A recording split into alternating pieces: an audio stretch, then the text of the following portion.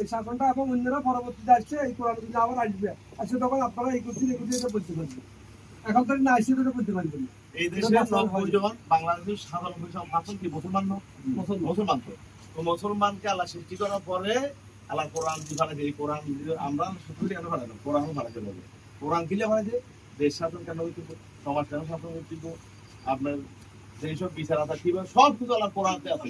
এই কোরআনে আইন আমরা আপনাদেরকে সাথে সবাইটা থাকি, আল্লাহর আইন সন্ত্রাস শাসন দাঁড়িপাল্লা বোর্ড আপনাদেরকে সবাইটা থাকছে। এইটাই আমাদের মিশন, আমার মিশন নয়। এটা আমরা এইখানে থাকি, আমরা যে কথাগুলি বলি এগুলি কি রেকর্ড হইতেছে না?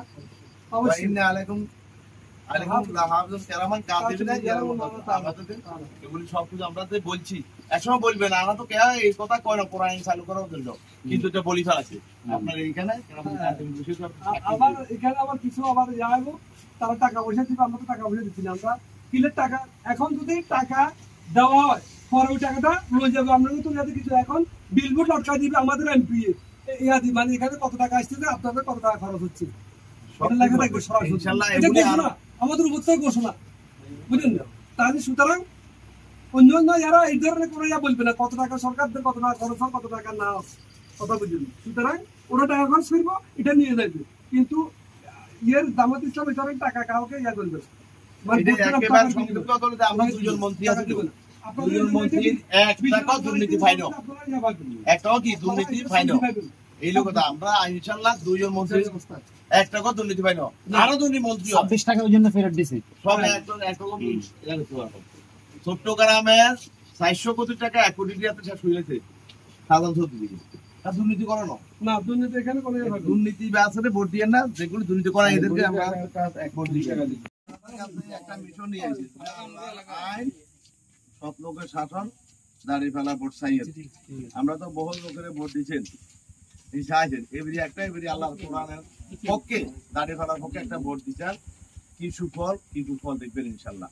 আমরা চাইছেন এবারে কোরআনী আইন এই দেশে চালু করতে চাই। আমরা সব মুসলমান, কিন্তু সরকার মুসলমান তো আমরা কোরআনী আইন চালু করতে পারি না কেন? আমরা চাইছেন এই সরকার 90% লোকের যে আল্লাহ কোরআন লয়ে পাঠাইছে, দেশ শাসন করার জন্য, সমাজ শাসন করার জন্য, বিচার আচার করার জন্য সবকিছু কোরআনেতে আছে।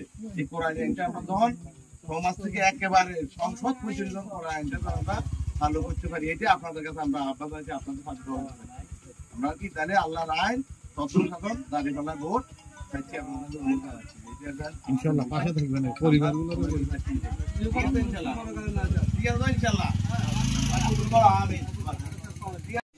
আমরা দাবার দিয়ে যাই, আমরা চাইবেন আল্লাহর আইন দাঁড়িয়ে ফেলা।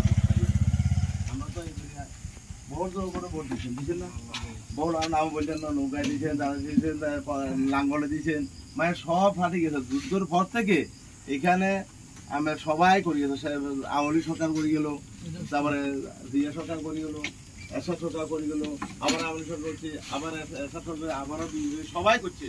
একটা বার আমার কাছে অনুদান দিচ্ছেন আল্লাহ নাই তত্ত্বকে শাসন দাঁড়িয়ে ফেলা একটা বার বলছি, দেখেন কি অবস্থা।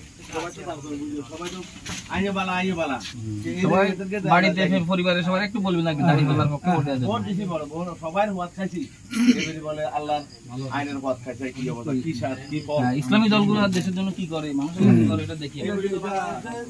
এই যে হাত 56 জানাই দিয়েছে ইসলামী দল আসে নাই, দাঁড়িয়ে ফেলা এরা কি করে দেশ শুরু হয়েছে আমিও দিয়ে না হারি হয়তো আমরা হাইতে না সেই বারে কইলে অন্তত না দিতে কি